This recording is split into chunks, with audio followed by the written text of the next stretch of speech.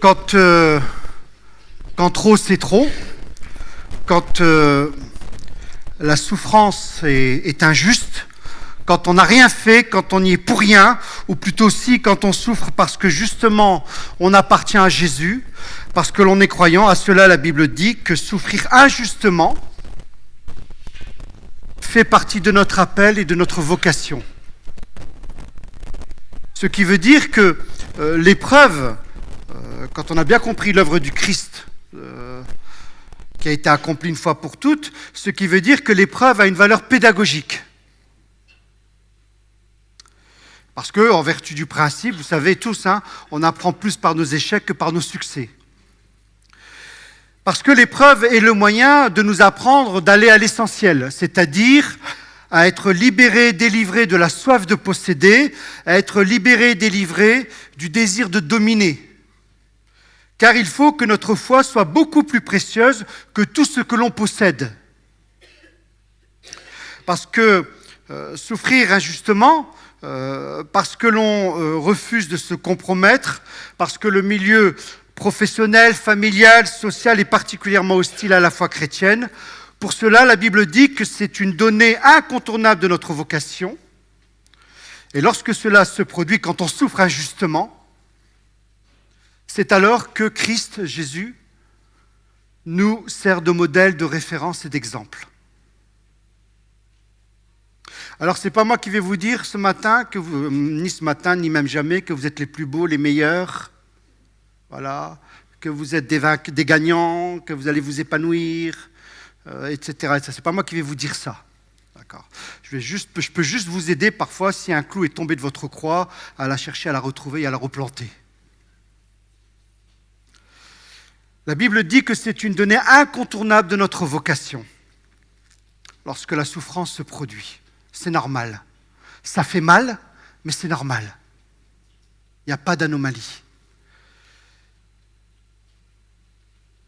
Et lorsque cela se produit, notre vocation, notre appel se fonde sur Jésus seul.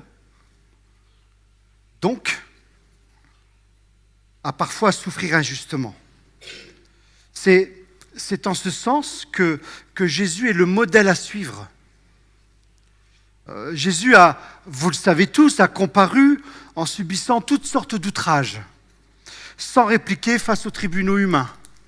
Devant le Sanhédrin, puis devant le procurateur Ponce Pilate, Jésus, lui, le seul juste injustement condamné, il savait que le juste juge allait le réhabiliter. Par nos propres forces, c'est impossible d'être comme Jésus. Impossible d'être comme Jésus, c'est pourquoi nous devons apprendre à marcher sur ses traces. Nous devons apprendre à nous inspirer de lui. Et c'est un chemin. En effet, c'est un privilège que de supporter des souffrances imméritées par motif de conscience envers Dieu. Quelle gloire y a-t-il en effet à endurer un châtiment pour avoir commis une faute ? Mais si vous endurez la souffrance tout en ayant fait le bien, c'est là un privilège devant Dieu. C'est à cela que Dieu vous a appelé, car Christ aussi a souffert pour vous, vous laissant un exemple pour que vous suiviez ses traces. Il n'a commis aucun péché, ses lèvres n'avaient produit la tromperie. Injurié, il ne ripostait pas à l'injure. Quand on le faisait souffrir, il ne formulait aucune menace, mais remettait sa cause entre les mains du juste juge. Ça s'appelle l'Évangile.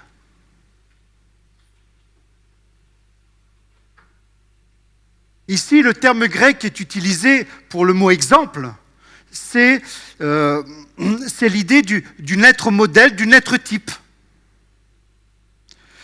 Et donc, il s'agit de mettre nos pas dans ses empreintes, parce que là signifie suivre ses traces, être comme lui, faire comme lui, vivre comme lui. Le fait que Jésus n'ait pas répliqué face à ses persécuteurs, à ses accusateurs, est le signe de son abandon total à Dieu. À ce Dieu qui prend en charge le juste et qui lui donne, lui, le juste, le verdict universel, le verdict final plus exactement. Ainsi, nous comprenons bien, parce que Jésus s'en est totalement remis à Dieu le Père dans un abandon total, le laissant, lui, Dieu le Père, le juge universel, de s'occuper de ses propres accusateurs, de ses propres persécuteurs. Ainsi, nous comprenons bien qu'il s'agit, pour l'Évangile, de ne pas rendre le mal pour le mal, de dépasser la loi du talion. C'est une première étape, c'est une première victoire, déjà bien difficile à franchir, une étape parfois compliquée selon nos histoires respectives, selon notre chemin de vie. C'est déjà bien difficile à franchir avant de passer à la case supérieure, ne pas rendre le mal pour le mal, case numéro 1, dépasser la loi du talion avant de franchir celle qui consiste à bénir ou de secourir son ennemi. C'est plus qu'un idéal, car la vie chrétienne est synonyme d'effort et de renoncement. Car nous sommes appelés à être des faiseurs de paix avec tous les hommes, tous, sans exception aucune. C'est pourquoi ne répondez jamais au mal par le mal. Cherchez au contraire à faire ce qui est bien devant tous les hommes. Autant que possible, ce qui veut dire que parfois ce n'est pas possible. C'est là où la Bible est très lucide, très réaliste. Des fois, c'est juste pas possible, parce que la personne est vraiment toxique. Mais autant que possible, et dans la mesure où cela dépend de vous, vivez en paix avec tous les hommes. Mes amis, ne vous vengez pas vous-même, mais laissez agir la colère de Dieu, car il est écrit, c'est à moi qu'il appartient de faire justice, c'est moi qui rendrai à chacun son dû, mais voici votre part. Si ton ennemi a faim, donne-lui à manger, s'il a soif, donne-lui à boire. Par là, ce sera comme si tu lui mettais des charbons ardents sur la tête. Ne te laisse pas vaincre par le mal, au contraire, sois vainqueur du mal par le bien.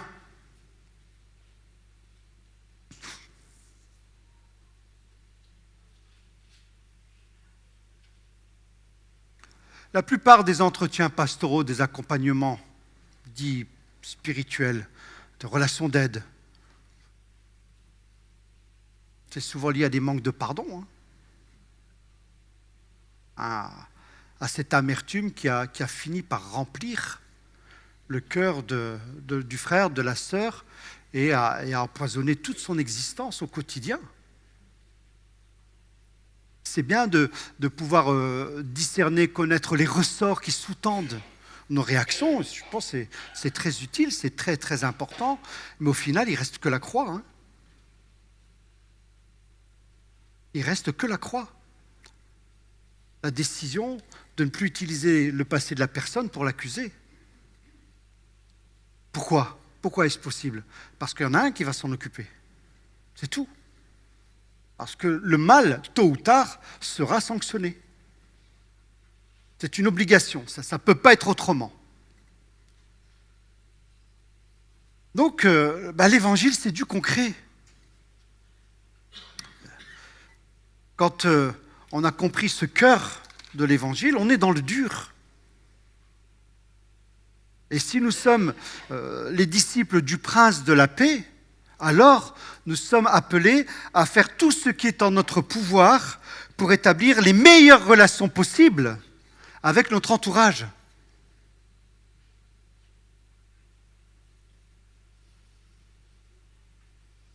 Et cela sans pour autant conclure de compromis douteux ou de cacher nos convictions.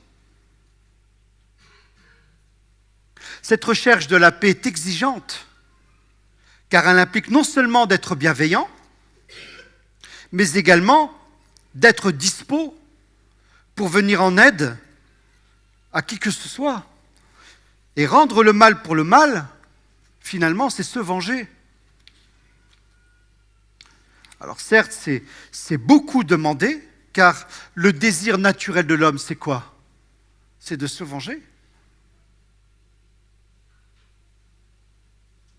Mais la Bible nous dit que le jugement, la vengeance, est une prérogative de Dieu.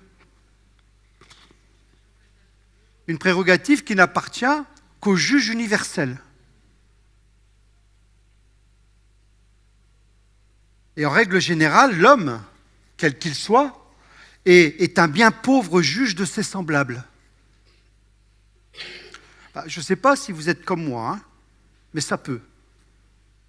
Mais il me semble, en ce qui me concerne, que toutes les fois où j'ai catalogué, étiqueté une personne, il me semble avoir toujours été à côté de la plaque. Voilà. Il y a au moins un courageux ici. Mais il me semble. Pourquoi? Pourquoi? Parce que quand nous jugeons, nous n'avons pas toutes les clés en main. Nous n'avons pas le contexte de la personne. Nous n'avons pas l'histoire de la vie de cette personne. J'ai écouté une petite interview du député LFI qui a été pris en flagrant délit en train d'acheter de la cam. Vous vous souvenez ou pas? Allô? Voilà. Bon, alors, si vous êtes comme moi, ça peut, tout ce qui est LFI, c'est pas trop ma tasse de thé. Il y a des gens tout à fait respectables et honorables. Quand on lui est tombé dessus, voilà, ça, c'était pas béni pour des gens comme moi. Mais j'ai écouté son histoire personnelle. J'ai écouté son histoire. Il a parlé de sa vie, de son enfance, de ses parents. J'avais envie de pleurer. Et je me suis dit, Seigneur, je vais m'engager à prier pour lui. Vous voyez?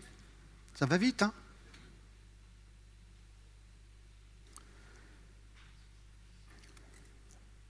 Donc, nous n'avons pas toutes les clés en main, bien souvent. Mais, en attendant, il faut quand même juger ici-bas.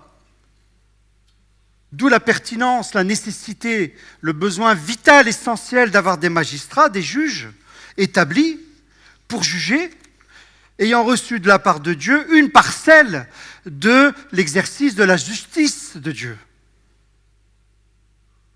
Et pour le chrétien, la juste attitude, quand il souffre, quand il est injustement condamné, accusé, c'est de s'en remettre à Dieu et de laisser agir sa colère.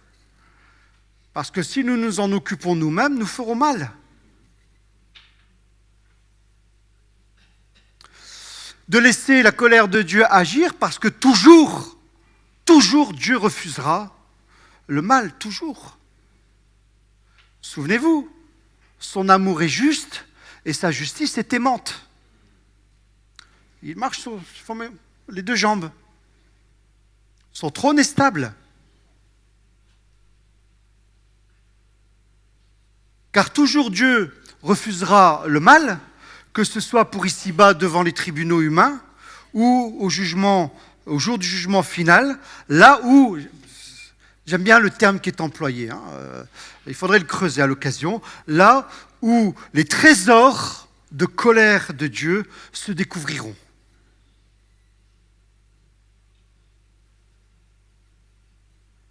Par ton endurcissement et ton refus de te repentir, tu t'amasses un trésor de colère pour le jour où Dieu révélera sa colère et son juste jugement. Il traitera chacun conformément à ses actes. Donc tout comme Jésus, on peut s'en remettre. Car comme Jésus, on a cette promesse, un jour ou l'autre, d'être réhabilité. En ce qui nous concerne, aimer est bien plus exigeant que de se venger.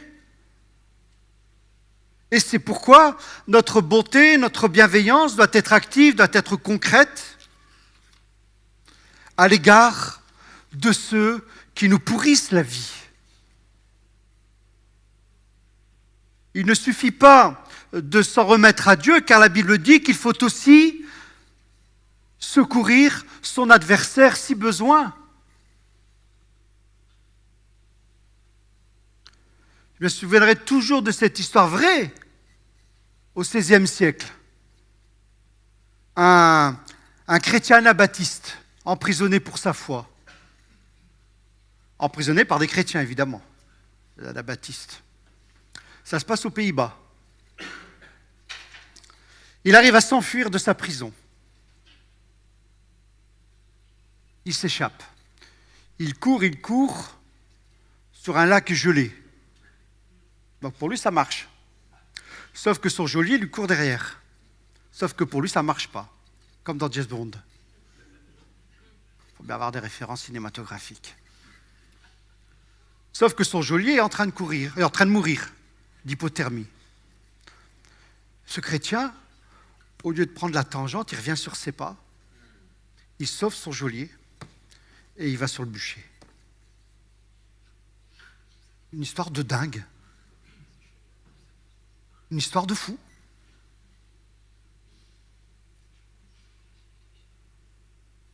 Et avant de passer sur le bûcher, il avait une paire de chaussures. Il ne voulait pas que ça brûle avec, comme pour toi, Jean-Claude, avec ton frère. Il a vu un pauvre, il a dit « Attendez, donnez-lui d'abord ma paire de chaussures. »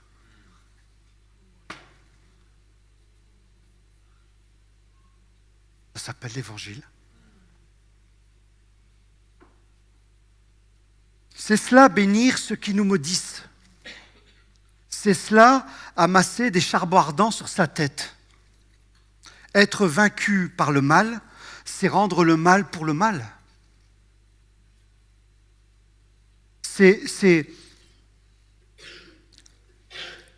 la loi du talion qui s'applique à ce moment-là, tandis que vaincre le mal par le bien, c'est dominer l'esprit de vengeance dans nos vies et secourir l'ennemi, notre adversaire. C'est par le Saint-Esprit que la victoire devient possible pour le chrétien. Car oui, l'amour est terriblement exigeant. Le refus de vengeance pour parvenir à une volonté de bénédiction et de bienveillance active et concrète à l'égard de ceux qui nous font du mal est possible.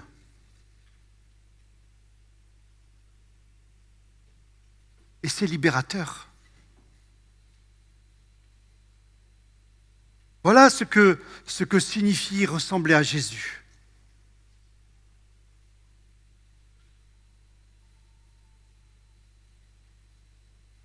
Aujourd'hui, de par le monde, combien de millions de chrétiens sont gavés par un autre évangile? T'es le plus beau, t'es le meilleur, tu vas être béni matériellement. Si tu as la foi, tu ne seras jamais malade, etc., etc., etc. La Covid. Bon, c'était pas simple quand même, hein, surtout pour moi. Je crois que j'ai jamais aussi autant taffé de ma vie. Pourtant, je considère que je suis quand même besogneux, mais là, c'était... Il fallait s'occuper de beaucoup de personnes. La Covid, c'est rien, à part cette surcharge de travail que les profs ont eue également. Et puis le personnel médical. La problématique de la journée, c'était qu'est-ce qu'on va manger de bon? Et puis on se retrouve en famille. Il y a des gens, croyants comme non-croyants, qui s'étaient pas retrouvés en famille depuis 40 ans, 50 ans. Ça a fait du bien. Mais les chrétiens, il en manque 30% dans les églises. Il en manque 30%. Dans le monde entier. Il manque 30% de chrétiens dans les églises. Ah, tu te dis, maintenant, qu'est-ce qu'ils ont compris de l'Évangile? C'est quoi cette histoire? Alors imaginez-vous si demain, on nous serre la vis. J'aurai au moins Roland dans l'église.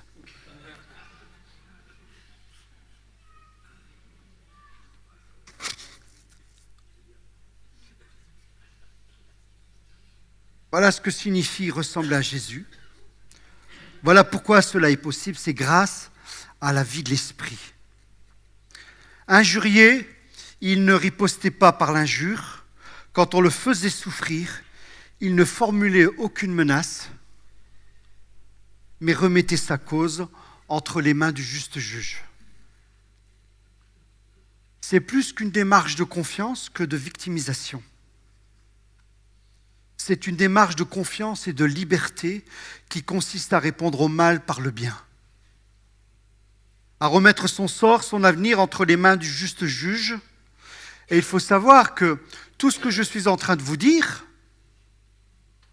l'est dit dans des communautés, dans les toutes premières communautés chrétiennes, où la catégorie principale des hommes et des femmes qui s'y trouvaient étaient des esclaves et des serviteurs. Ce qui constituait le gros du contingent des premières communautés chrétiennes. Donc, ils avaient besoin d'entendre un message sur la souffrance injuste. Parce que dans l'Antiquité, les maîtres étaient durs. Pas tous.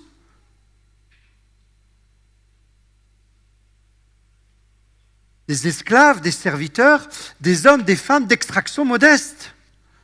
Des esclaves, il faut savoir, dans l'Antiquité, étaient réduits au niveau d'objets de production. Leur statut juridique était celui d'un objet. Et voilà que l'Évangile entre dans leur cœur et qu'il y a cette parole retentissante qui jaillit, qui dit « Il n'y a plus ni homme ni femme, il n'y a plus ni esclave ni libre, il n'y a plus ni juif ni grec, tous vous êtes en Christ. »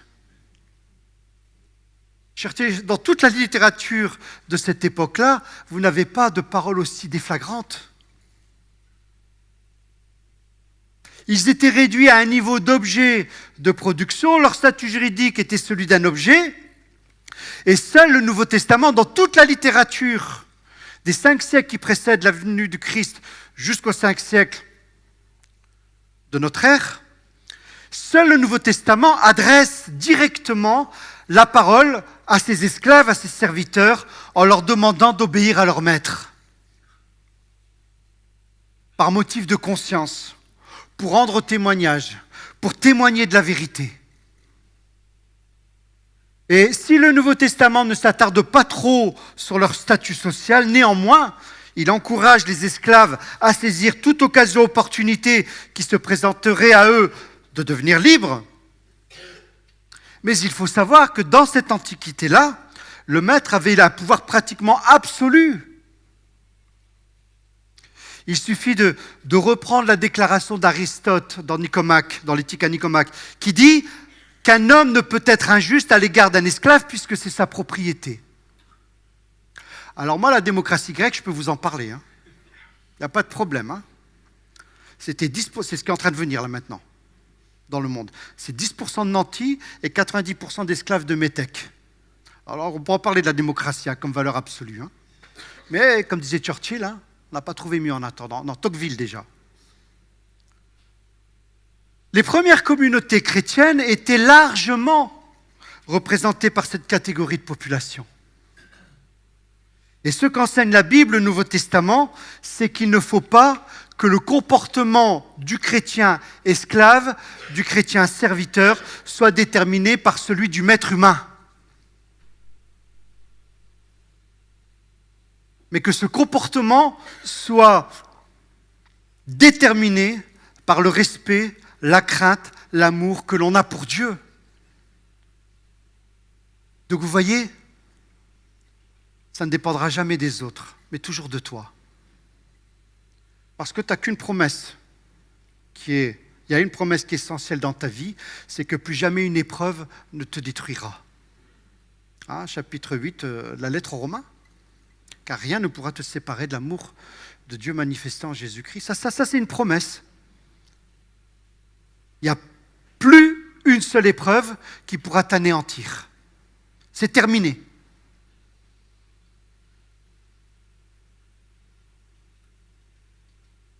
Un comportement déterminé par le respect, la crainte, l'amour que l'on a pour Dieu, même si le supérieur hiérarchique est dur.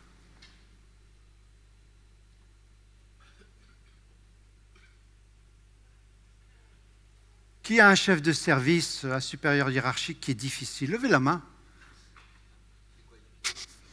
Levez la main, voilà, pour voir que Dieu s'occupe bien de vous, là. C'est bien, voilà. Ben, vous êtes à bonne école. Moi, je sais, je l'ai expérimenté, donc je peux le dire. Hein. Quand je travaille dans la grande distribution, hein. Je sais ce que c'est qu'un fou, un supérieur hiérarchique qui est complètement cinglé. Voilà. Puis je sais aussi, quand je parle de persécution, de quoi je cause également. Je sais.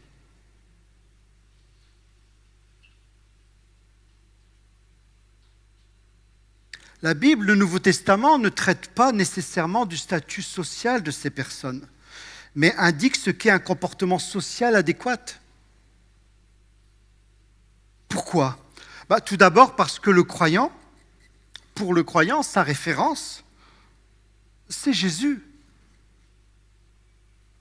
Parce que son comportement est de la plus haute importance. Pourquoi? Tiens, allez, question pour un champion. Pourquoi? Pourquoi le comportement du croyant est de la plus haute importance, quel que soit son contexte? Allez.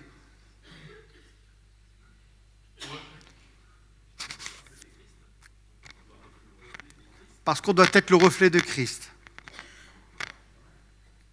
Ah, t'as une belle robe, hein? Pourquoi? D'autres réponses? Pardon? Voilà, c'est ça. Car Dieu veut que tous soient sauvés. Car Dieu veut que tous soient gagnés à la fois. Tous. C'est l'espoir d'une telle conversion qui doit renouveler les forces et le courage, car la conversion de ceux qui nous entourent demande, exige de notre part une attitude qui doit faire réfléchir chaque incroyant.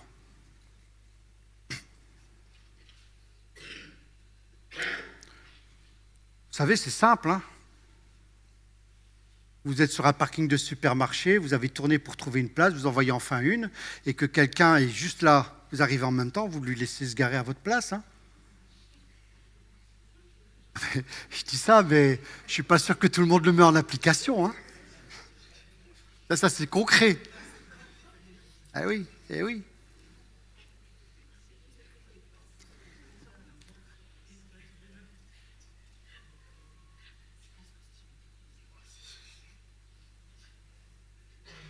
Cela doit faire réfléchir chaque incroyant qui se trouve dans notre entourage.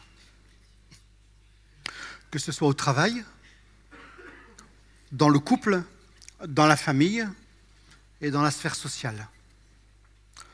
Notre entourage, par notre entremise, notre témoignage, a l'occasion de découvrir une autre réalité, une réalité qui les dépasse, celle d'un Dieu que l'on vénère dans l'amour.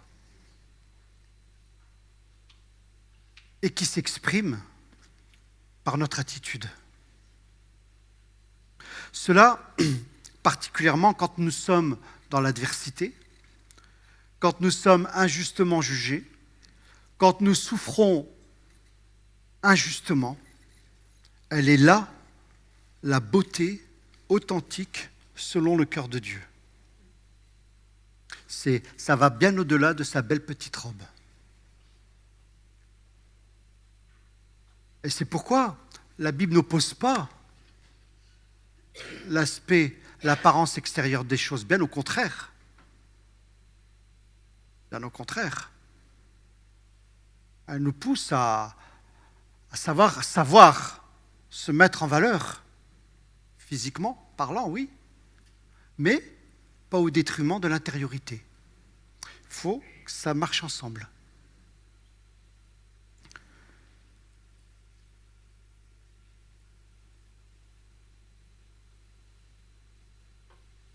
Toujours, nous serons invités à rechercher tout d'abord la beauté intérieure comme valeur suprême. Toujours, le Nouveau Testament insistera sur la nécessité que le cœur soit favorablement disposé à l'enseignement de Jésus. Parce que, pour le Nouveau Testament, elle est là, la beauté impérissable, ça va, de la foi. Moi, je les aime. Hein. De la foi, elles sont belles en plus. De la foi. Dans ces premières communautés chrétiennes, il faut savoir également, avec les esclaves et les serviteurs, nombre de femmes étaient converties alors que leur mari ne l'était pas. Oh, vous vous êtes passé le mot ou quoi là? Toi aussi tu es belle, ouais, pas le dire à chaque fois. Hein, oh. Nombre de femmes étaient converties alors que leur mari ne l'était pas. C'est comme pour les esclaves. Ces femmes, à l'époque, à cette époque-là, devaient rester dans une stricte dépendance de leur mari. Surtout dans ces populations d'Asie mineure, l'actuelle Turquie, population modeste. Pour ces esclaves comme pour ces femmes, à être seules au Seigneur, le Nouveau Testament ne théorise pas sur le statut juridique de l'esclave comme sur le sexe féminin et le féminisme, etc. Ce n'est pas cela le propos. Marié avec un non-croyant, le Nouveau Testament dit à ces femmes que vous êtes libres en Christ. Libre d'honorer son mari, libre d'accepter sa responsabilité, notamment à l'égard d'un mari non-croyant. Les honorer autant que le ferait l'épouse d'un mari chrétien. Comme pour l'esclave, à l'égard d'un maître dur et injuste, la femme chrétienne ne détermine pas sa conduite en fonction de la qualité de son partenaire, qu'il soit croyant ou non. Ça n'a rien à voir, le centre c'est Christ.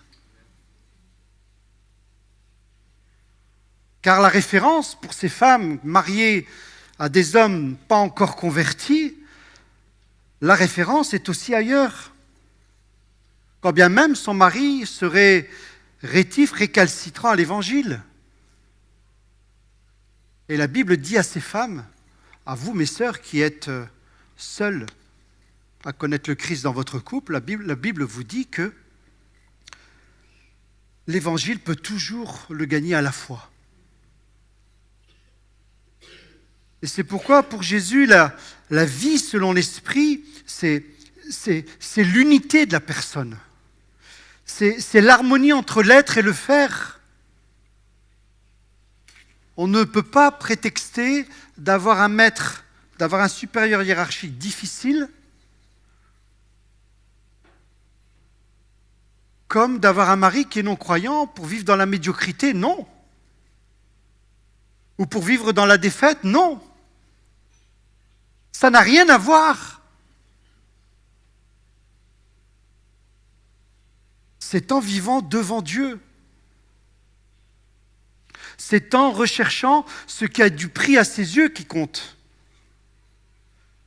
C'est comme ça que la solidité, la continuité peuvent trouver de la place dans votre vie. Et c'est en ce sens que tout le monde apprécie une personne au caractère doux et paisible. C'est ça qui attire le non-croyant. Être doux et tranquille.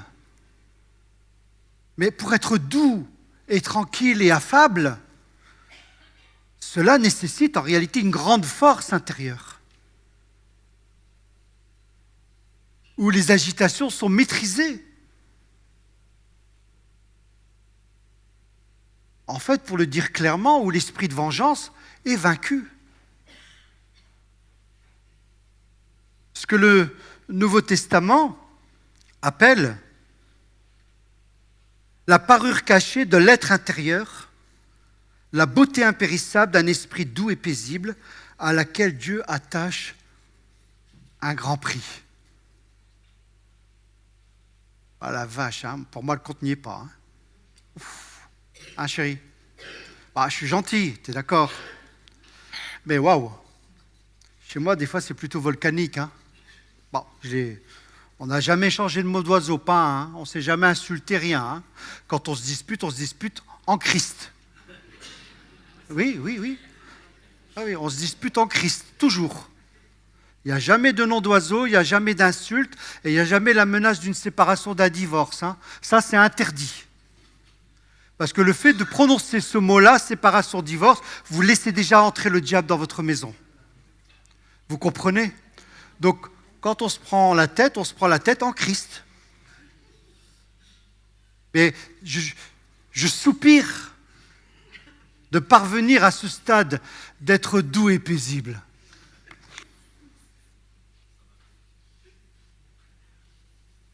Eh oui, cet état d'esprit est particulièrement vrai, important, essentiel pour un couple chrétien. Pourquoi? Allez, Fifi, vas-y. Pourquoi c'est important qu'au sein de la vie de couple, il y ait de la douceur, de la paix, de la bienveillance, de la gentillesse? Ce qui est notre cas, ma chérie. C'est pour la vie de prière. C'est pour la vie de prière. C'est pour une vie de prière en couple. Car quand un couple prie ensemble, la Bible dit que là on se trouve au sommet de ce que devrait être la vie conjugale. Et qu'en même temps, c'est comme le test de la qualité de son unité spirituelle. La prière en couple bénéficie de tant de promesses.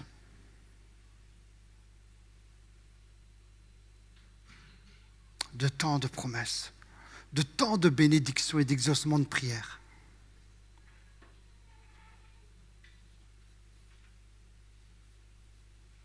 Je vous assure, avec Sylvie, on pourrait écrire déjà un petit bouquin. Et on n'a pas fini. D'exaucements de prière. Et des exaucements de prière qu'on a vécu avec Basile et Ambrine, les deux grands, et qu'on est en train de vivre avec Camille et Nathanaël, de manière puissante.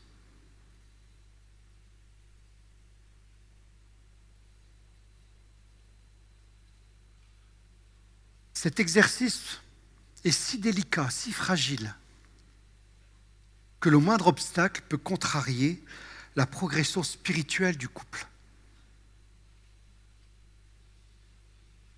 Pour le mari comme pour l'épouse. Comment un couple chrétien ne puisse jamais prier ensemble? Et comment est-ce possible, Roland? Catherine, comment est-ce possible? Est-ce que ça existe? Eh oui.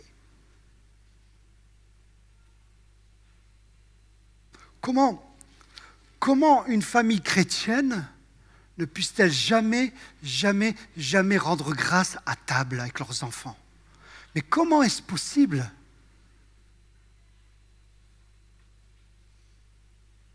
Est-ce que ça existe? Ne pas prendre juste 30 secondes avec les enfants pour rendre grâce à Dieu pour le repas qui nous est donné? Que se passe-t-il?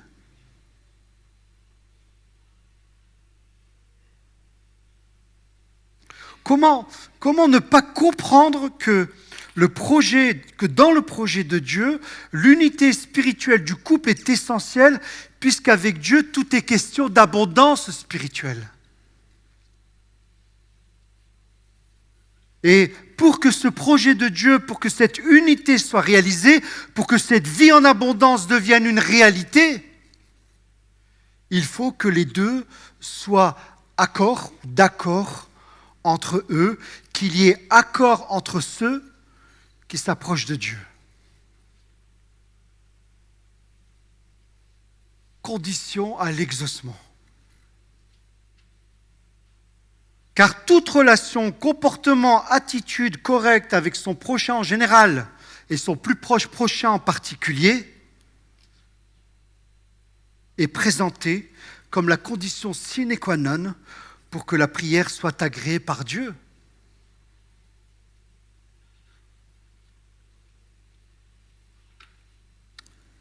Pardonne-nous nos torts envers toi, comme nous aussi nous pardonnons les torts des autres envers nous. En effet, si vous pardonnez aux autres leurs fautes, votre Père céleste vous pardonnera aussi.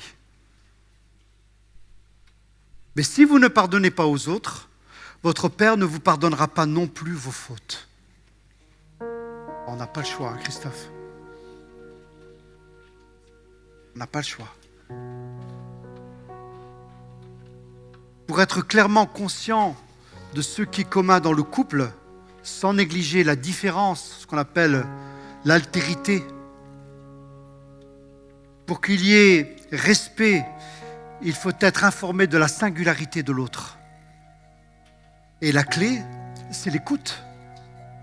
C'est pourquoi les jeunes couples ici présents, qui avaient des enfants en bas âge, et vous, nous les vieux, n'hésitez pas à demander à un frère, à une sœur de venir chez vous un soir pour que vous puissiez faire une sortie en amoureux, en tête à tête, en cœur à cœur. Parce que les enfants, c'est bien, mais c'est juste des disciples que Dieu nous confie. C'est tout. Mais un jour, ils partiront. Mais le couple restera. La clé, c'est l'écoute. Parce que les enfants, c'est bien, mais quand ils sont tout le temps entre le papa et la maman, c'est moins bien.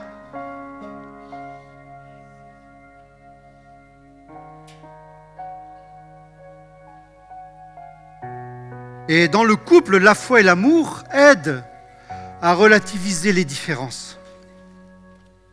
Et c'est pourquoi, avec réalisme, la Bible dit « Vous de même, Marie, vivez chacun avec votre femme, en faisant preuve de discernement et en tenant compte de la nature plus délicate de la femme. Traitez-les avec respect, elles doivent recevoir avec vous la vie que Dieu accorde dans sa grâce. Agissez ainsi afin que rien ne vienne faire obstacle à vos prières. »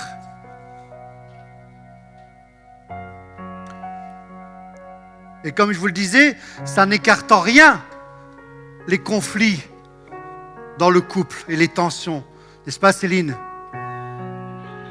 Elle est bénie avec Mam, ça. Je veux dire, si j'avais été Dieu, je n'aurais pas choisi quelqu'un d'autre pour toi.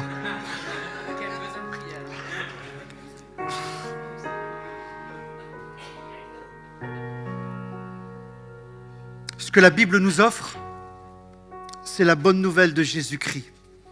Comme le ciment de nos différences au sein du couple, comme la base de communion, pour permettre de s'associer de tout cœur à la prière, s'honorer, se respecter, pour que la vie de prière en couple, coule de source. Je vous invite à vous lever, passer un temps dans la prière.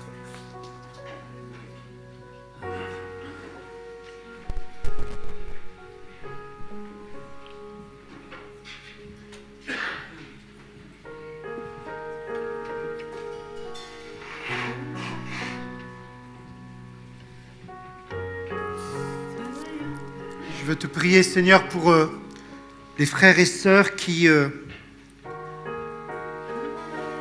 passent par des moments difficiles au sein de leur travail et qui en souffrent et qui ont mal et pour qui parfois c'est trop. C'est trop. Tu sais toutes choses, Seigneur. Tu es le Dieu des délivrances. Et on a cette promesse qu'il n'y a pas une épreuve qui sera au-delà de nos forces. Donc je veux te prier pour ces bien-aimés. Seigneur, fortifie leur foi. Fortifie leur foi. Rends-les forts. Conforte leurs sentiments, leurs émotions, leur cœur pour toi. Sois leur joie. Rends-les fiers de souffrir injustement, d'être comme toi, Seigneur, de suivre ton exemple. Dieu de délivrance.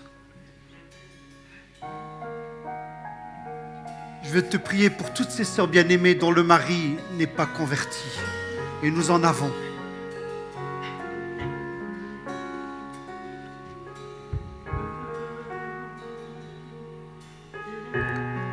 Encore ce matin, nous voulons te prier pour leur conversion. De les toucher à salut.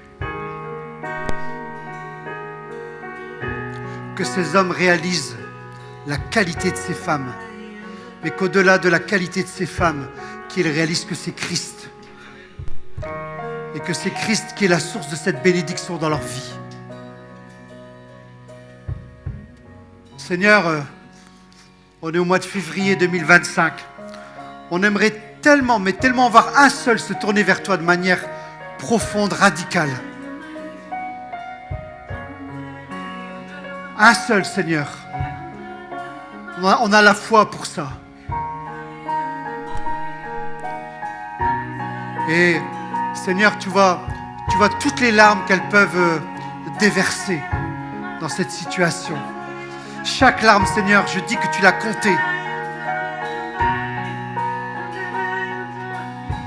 Et chaque larme, tu l'essuieras, Seigneur, par la joie de la conversion de leur mari, au nom de Jésus.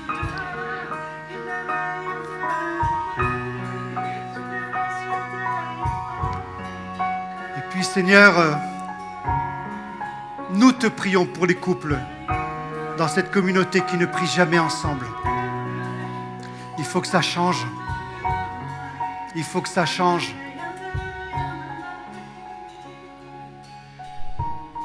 Donne à l'épouse de prendre le taureau par les cornes. Parce que c'est souvent elles qui prennent l'initiative, Seigneur. Mais mets un désir ardent, brûlant, à l'homme, à la femme, au mari, à l'épouse, de se retrouver ensemble dans la prière. Et Seigneur, que l'on prenne le temps de te rendre grâce à table. Parce que cela fait partie de la formation de nos enfants. La reconnaissance, c'est la vie de l'esprit. La reconnaissance, c'est la vie de l'esprit.